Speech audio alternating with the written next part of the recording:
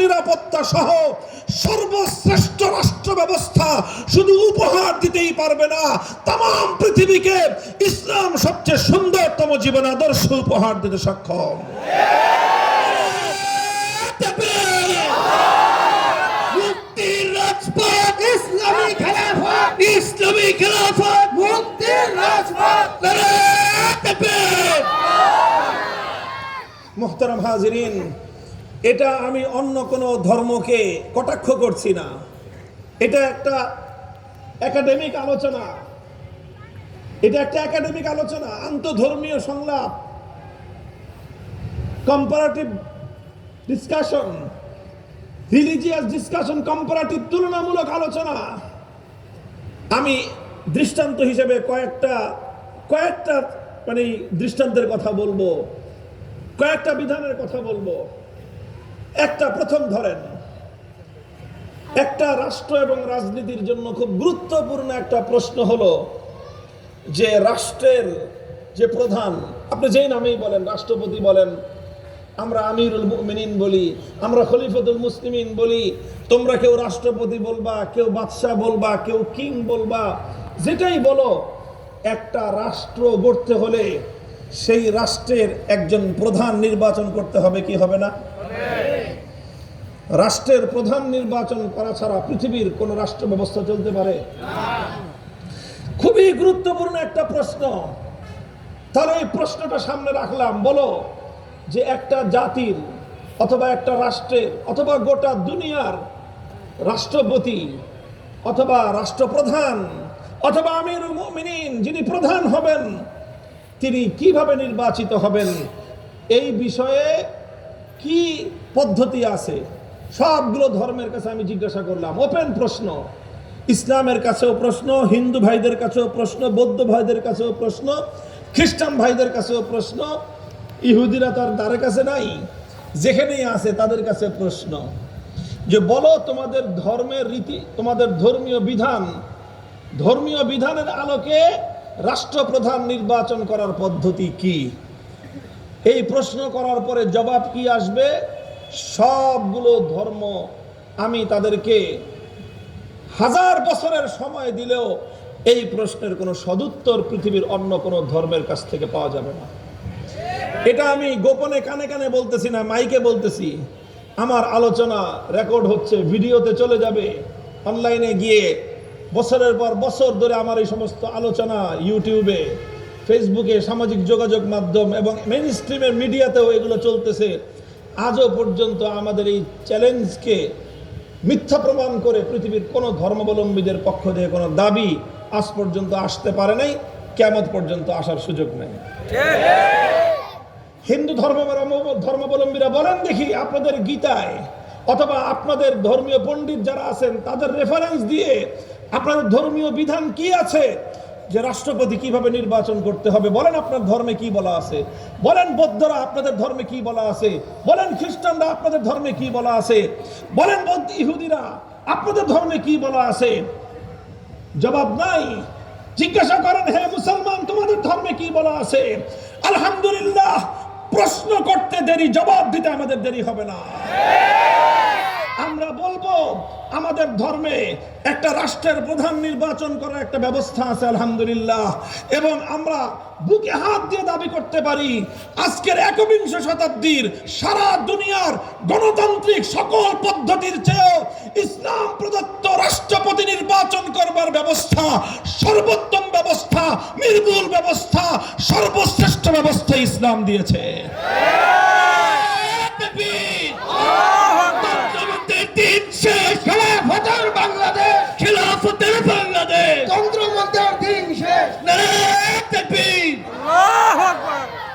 ইসলাম কি ব্যবস্থা দিয়েছে প্রশ্ন করতে পারেন।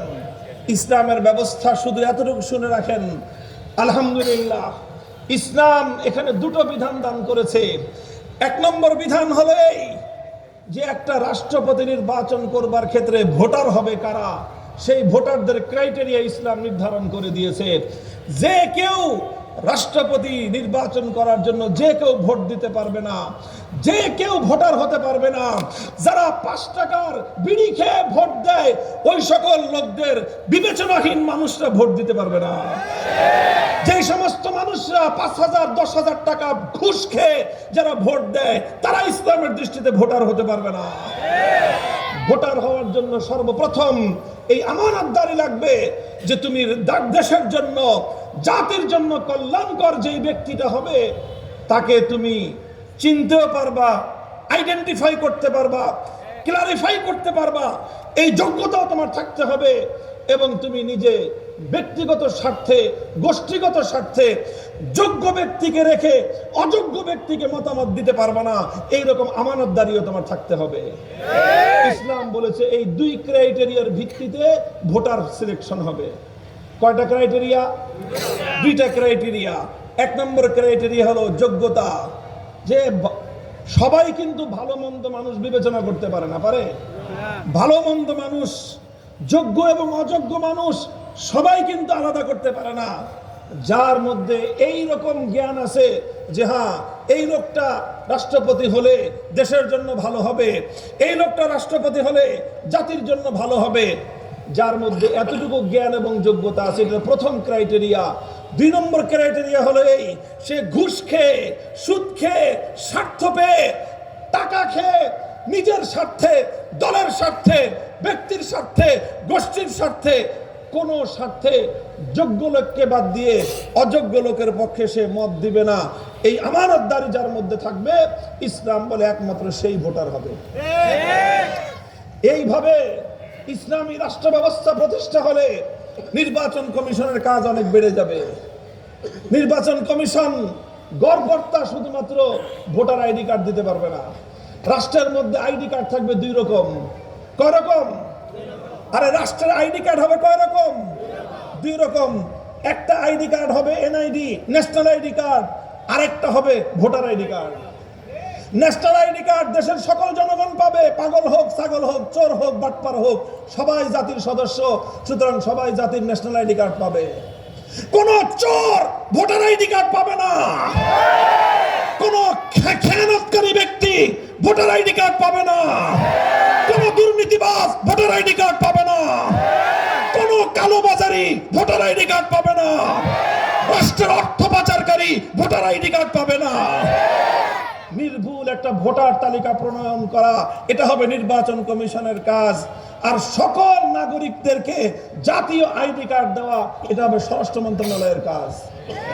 ইসলাম বলে দেবে কাজ 2 ভাগ, নির্বাচন কমিশনের কাজ একটা, স্বরাষ্ট্র মন্ত্রণালয়ের কাজ একটা। আলহামদুলিল্লাহ আমরা চ্যালেঞ্জ করে বলতে পারি, বর্তমান প্রচলিত পশ্চিমা গণতান্ত্রিক ব্যবস্থার চেয়ে ইসলামের নির্বাচন ব্যবস্থা কয়েক কোটি গুণ বেশি ভালো।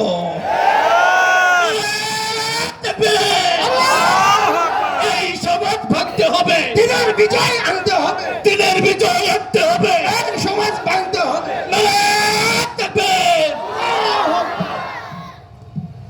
আলহামদুলিল্লাহ এইভাবে শুধু একটা এক্সাম্পল দিলাম, একটা নির্ভুল ভোটার তালিকা প্রণয়ন করে তারপরে তাদের জন্য ইসলাম বলেছে যারা এই ধরনের যোগ্যতা সম্পন্ন আমানতদার ব্যক্তি হবে রাষ্ট্রের, তাদেরকে বলা হবে আহলুল হাল্লি ওয়াল আকদ। এরা হলো ভোটার। এই সকল আহলুল হাল্লি ওয়াল আকদের গুরুত্বপূর্ণ যোগ্যতা সম্পন্ন আমানতদার ব্যক্তিরা তারা সিলেক্ট করবে রাষ্ট্রপ্রধান কে হবে। তারা যখন কাউকে রাষ্ট্রপ্রধান হিসেবে ভোট দিবে, তখন তাদের ভোটের মাধ্যমে মুসলমানদের জন্য, জাতির জন্য, রাষ্ট্রের জন্য একজন আমিরুল মুমিনিন নির্বাচিত হবেন। আলহামদুলিল্লাহ আমরা মনে করি এটা ইসলামের খেলাফতের রাশেদার আদর্শ। এটা আল্লাহ রাসূল সাল্লাল্লাহু আলাইহি ওয়াসাল্লামের হাদিসের আলোকে এই আদর্শ ইসলামের মধ্যে প্রমাণিত এবং সাব্যস্ত। একমাত্র ইসলাম ধর্ম যেটা পৃথিবীতে গোটা বিশ্ববাসীর জন্য রাষ্ট্রপতি এবং রাষ্ট্রপ্রধান নির্বাচন করার নির্ভুল প্রক্রিয়া, নির্ভুল একটা পদ্ধতি প্রদান করেছে ইসলাম। ভাই অন্য কোন রাষ্ট্রের মধ্যে তো, অন্য কোন ধর্মের মধ্যে তো রাষ্ট্রপতি নির্বাচন করার কোন পদ্ধতি নাই। তুমি রাজনীতি করবে কি দিয়া? এটা গেলে একটা কথা, একটা দৃষ্টান্ত দিলাম। দুই নম্বর আরেকটা দৃষ্টান্ত দেই। একটা রাষ্ট্র পরিচালনা করতে গেলে সবচেয়ে গুরুত্বপূর্ণ বিষয় হলো রাষ্ট্রের অর্থ ব্যবস্থা কিভাবে চলবে। কথা বলেন ঠিক না বেঠিক? রাষ্ট্রের অর্থ ব্যবস্থা কিভাবে চলবে। আলহামদুলিল্লাহ, আমি বললাম সব ধর্মাবলম্বীদের কাছে ওপেন প্রশ্ন রেখে যাই। আমার মাইক বহুদূর পর্যন্ত আওয়াজ পৌঁছতেছে।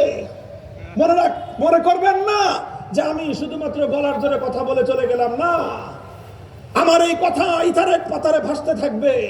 যদি আমাদের এই কথাকে চ্যালেঞ্জ করবার মতো কোন মায়ের পেটে জন্মগ্রহণকারী কোন সন্তান জন্ম হয়ে থাকেন, কোন বাবার বেটা থাকেন, আবার এই মঞ্চে আমাকে দাওয়াত দিবেন, আমি এসে আপনার সাথে ডিবেট করবো ইনশাল্লাহ। শুধু গলার জোরে কথা নয় এটা।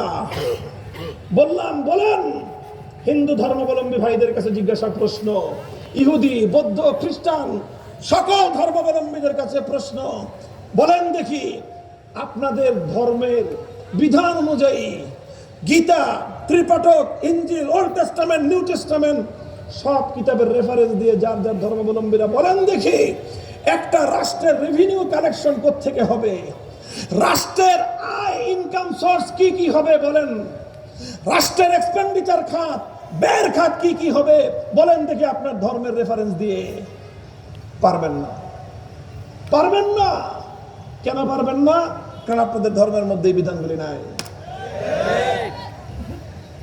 পারবেন, আপনারা নিজেরা বানায় আনতে পারবেন, আপনার ধর্ম পারবেন, আপনার ধর্মে নাই।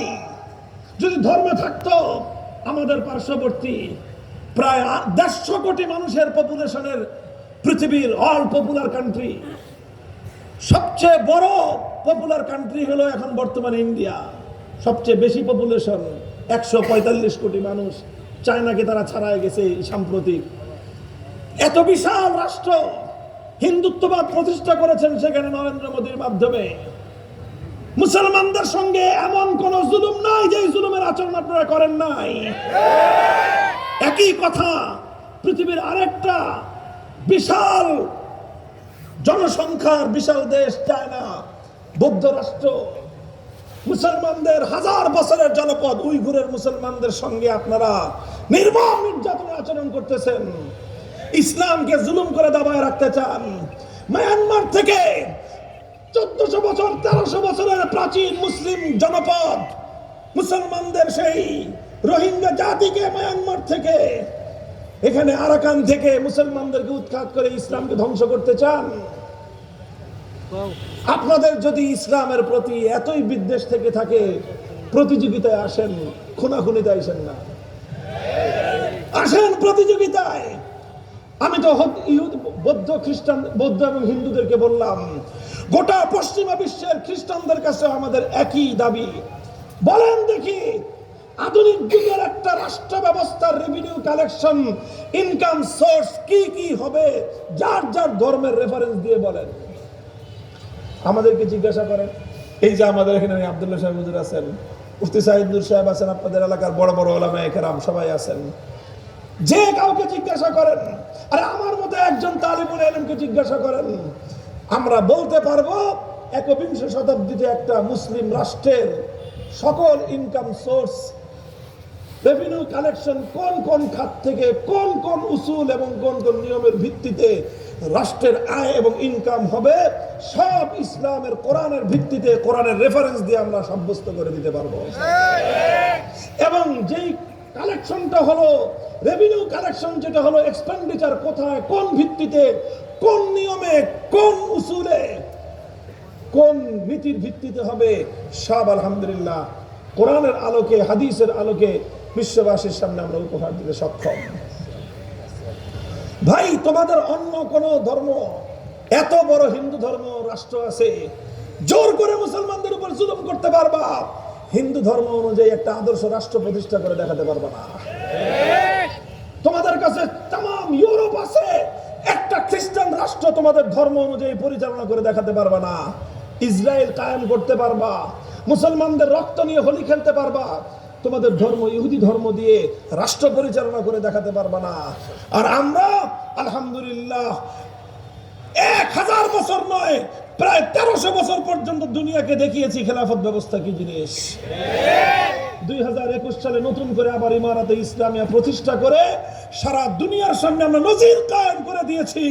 এই হলো ইসলামের শাসন ব্যবস্থা, এই হলো আল কোরআনের রাষ্ট্র ব্যবস্থা। ইমারতে ইসলামিয়া 6.5 লক্ষ বর্গ মাইল জুড়ে একটা রাষ্ট্র প্রতিষ্ঠা হয়েছে। আল্লাহর কোরআনের বিধানের বাইরে এক কদম চলে না। আলহামদুলিল্লাহ, এটার প্র্যাকটিক্যাল জিনিস ইসলাম। ইসলাম শুধু কিতাবের ধর্ম নয়, ইসলাম শুধুমাত্র তেলাওয়াতের ধর্ম নয়। ইসলাম যেমনি ভাবে রাতের অন্ধকারে কোরআনের তেলাওয়াত করে, দিনের আলোতে সেই কোরআনকে ব্যক্তি জীবন থেকে রাষ্ট্রের সর্বত্র বাস্তবায়ন করে সারা দুনিয়াকে দেখায় দেয়।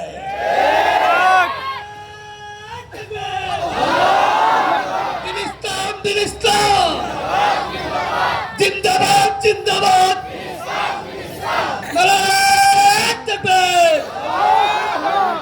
আরেকটা প্রশ্ন রাখি, এটার চেয়ে আরো বেশি ইন্টারেস্টিং প্রশ্নটা হলো এই যে আচ্ছা, যে কোনো ধর্মাবলম্বীরা রাষ্ট্র পরিচালনা করলো, অন্য ধর্মের লোকেরা সেই রাষ্ট্রে থাকবে কি থাকবে না? বলেন, জোরে বলেন, থাকবে কি থাকবে না? আমরা যদি আমাদের দেশটাকে ইসলামী রাষ্ট্রে পরিণত করতে পারি, হিন্দু ভাইরা থাকবে কি থাকবে না? বৌদ্ধরা থাকবে কি থাকবে না? খ্রিস্টানরা থাকবে কি থাকবে না? একইভাবে হিন্দুরাও যদি রাষ্ট্র প্রতিষ্ঠা করে, অন্য ধর্মাবলম্বীরা থাকবে। বৌদ্ধরা করলেও অন্য ধর্মাবলম্বীরা থাকবে। যেই রাষ্ট্র অনুযায়ী রাষ্ট্র প্রতিষ্ঠা করা হোক, যেই ধর্ম অনুযায়ী, ভিন্ন ধর্মাবলম্বীরা সেই রাষ্ট্রে থাকবে। কথা বলেন ঠিক না বেঠিক?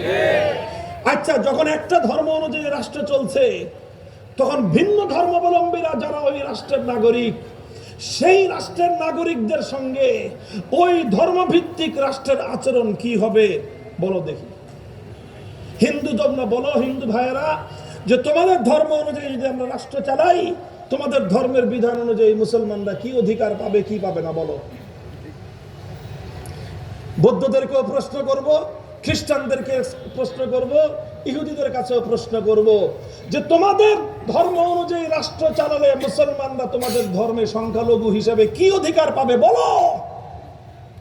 আমার এই চিৎকারের আওয়াজ আকাশ থেকে জমিন পর্যন্ত প্রতিধ্বনিত হয়ে ফিরবে, কোনো জবাব নাই।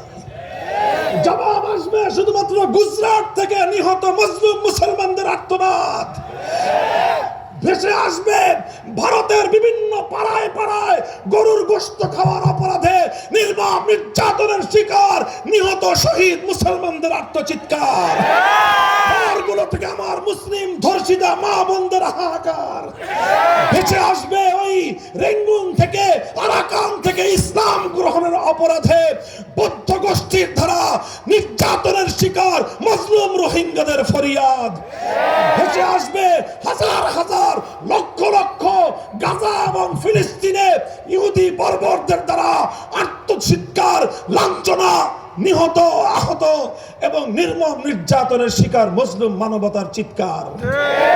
আর কিছুই খুঁজে পাবেন না, আর কিচ্ছু খুঁজে পাবেন না। ইসলামকে প্রশ্ন করেন, মুসলমানদেরকে জিজ্ঞাসা করেন, তোমরা যদি ইসলামী রাষ্ট্র প্রতিষ্ঠা করো, অন্য ধর্মাবলম্বীদের সাথে তোমাদের কি আচরণ হবে? আমাদের বলতে হবে না 1400 বছর আগে আমাদের নবী মুহাম্মদ আরবি সাল্লাল্লাহু আলাইহি ওয়াসাল্লাম মুসলিম রাষ্ট্রে, ইসলামী রাষ্ট্রে সকল ধর্মাবলম্বীদের কি অধিকার হবে হাদিসের সোনালী পাতায় পবিত্র অক্ষরে লিপিবদ্ধ করে রেখে গেছেন। বলে গেছেন লাহুম্মা লানা ওয়া আলাইহিম মা আলাইনা। এক মুসলমান অপরাধ করলে যেই শাস্তি হবে, হিন্দু অপরাধ করলে সমান শাস্তি হবে। আল খামরু লাহুম কাল খাল্লি লানা ওয়াল খিনজির লাহুম কাশাতি লানা। একজন মুসলমান যেভাবে একটা ইসলামী রাষ্ট্রের মধ্যে বকরি পালন করার অধিকার রাখে, যদি বৈধ উপায়ে কোনো হিন্দু থাকে, হিন্দু ধর্মাবলম্বী অনুযায়ী মুসলিম ইসলামী রাষ্ট্রের মধ্যে শুয়োর পালন করবার অধিকার রাখবে। মুসলমান যেরকম শরবত পান করতে পারে, জুস পান করতে পারে, অমুসলিমরা তাদের ধর্মে যদি বৈধ থাকে, তাদের ধর্মের বিধান অনুযায়ী তারা মদ্যপান করতে পারবে। দিস ইজ ইসলাম। আল্লাহর নবী বলে দিয়েছেন, ইসলামের ফিকহের কিতাবের মধ্যে লেখা আছে, একজন মানুষ যদি আরেকজন মানুষের একটা বকরি মেরে ফেলে, বলেন দুনিয়ার আদালত কি বলবে? এটার ক্ষতিপূরণ দিতে হবে কি হবে না?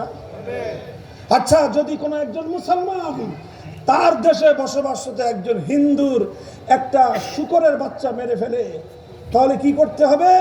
ইসলাম সেই শূকরের বাচ্চার ক্ষতিপূরণ দেওয়ার জন্য মুসলমানকে বাধ্য করবে। মুসলমানের বকরির বাচ্চা মারলে তুমি যেরকম ক্ষতিপূরণ দিতে হবে, হিন্দু অথবা খ্রিস্টানের শূকরের বাচ্চা মারলে তোমার সমান অপরাধ, সমান তোমাকে জরিমানা প্রদান করতে হবে। ইসলাম শুধুমাত্র তুমি হিন্দু নও, ও হিন্দু ভাই, তোমার শূকরের নিরাপত্তা দিয়েছে ইসলাম। তুমি কি চাও আর বলো। আল্লাহর পয়গম্বর বলেছেন মুসলমানরা যাকাত দিবে, অমুসলিমরা জিজিয়া দিবে। জিজিয়া কতটুকু দিবে? জিজিয়া কতটুকু দিবে? ইসলাম বলে একজন অমুসলিম স্বচ্ছন্দে সাবলীল ভাবে তার ইনকাম অনুযায়ী, তার সামর্থ্য অনুযায়ী সেখান থেকেই তার কাছ থেকে জিজিয়া অথবা ট্যাক্স এবং কর নেওয়া যাবে। তার সামর্থ্যের চেয়ে বেশি 1 টাকা যদি কোনো হিন্দুর কাছ থেকে ইসলামী রাষ্ট্র কর হিসেবে গ্রহণ করে, দুনিয়ার কেউ যদি বিচার না চায়, কিয়ামতের দিন স্বয়ং আল্লাহর নবী আল্লাহর দরবারে সেই মুসলিম রাষ্ট্রপ্রধানের নামে বিচার দিবেন। আরে ও হিন্দু ভাই, তুমি কোন ইসলামকে ভয় পাচ্ছ? সেই ইসলাম যে ইসলামের একজন মুসলমান তোমার উপর জুলুম করলে আর কেউ নন, স্বয়ং আল্লাহর নবী তোমার পক্ষ হয়ে মুসলমানের কাছে বিচার চাইবে। তুমি আর কোন নিরাপত্তা চাও?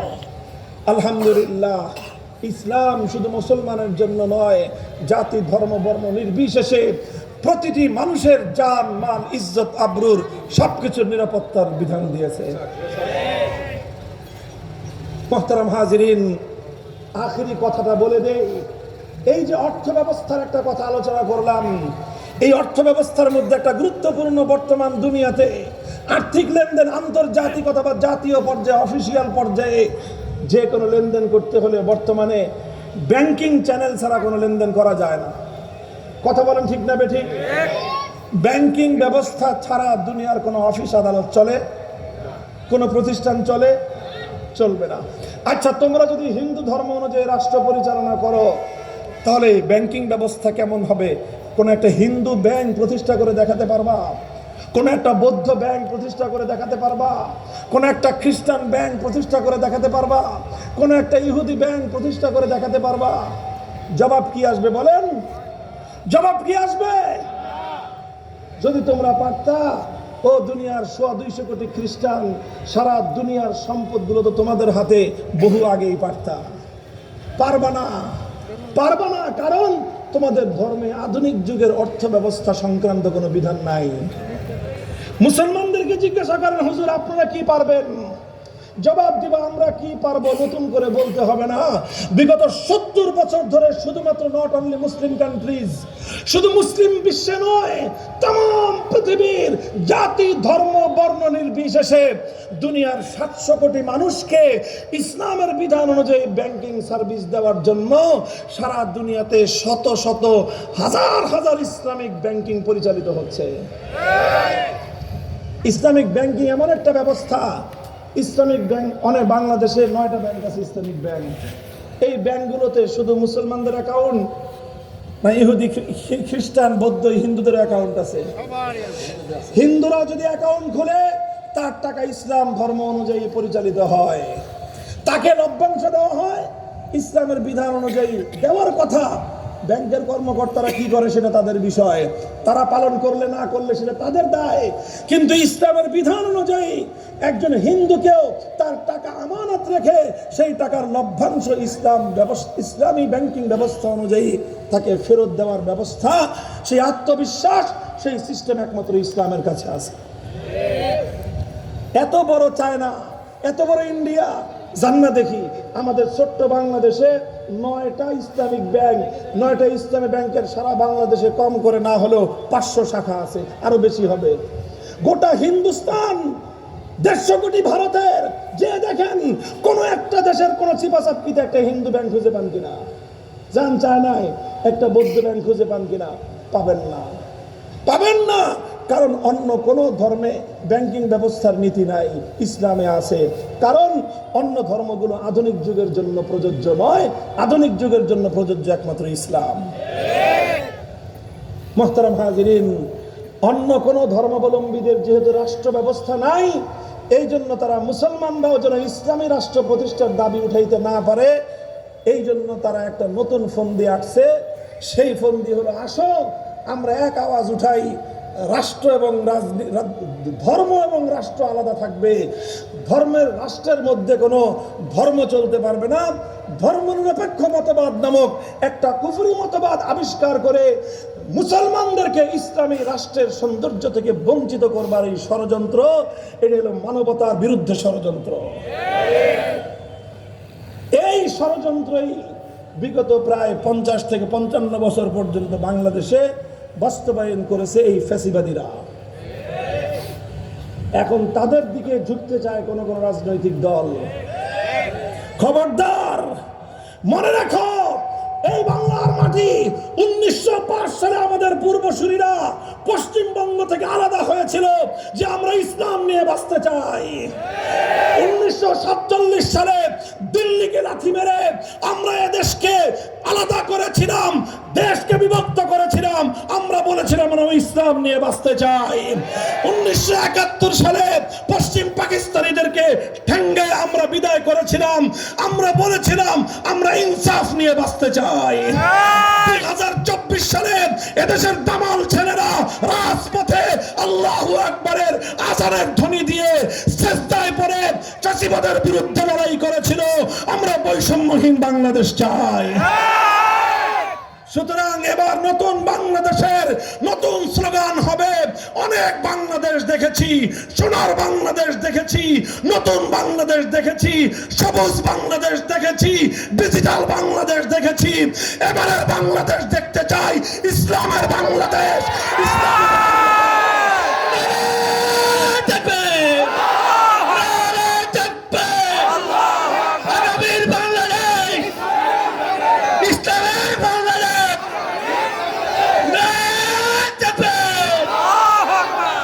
ইনশাআল্লাহ সারা দুনিয়াতে আওয়াজ উঠতেছে, আগামীর ভবিষ্যতের বিশ্ব হবে ইসলামের বিশ্ব।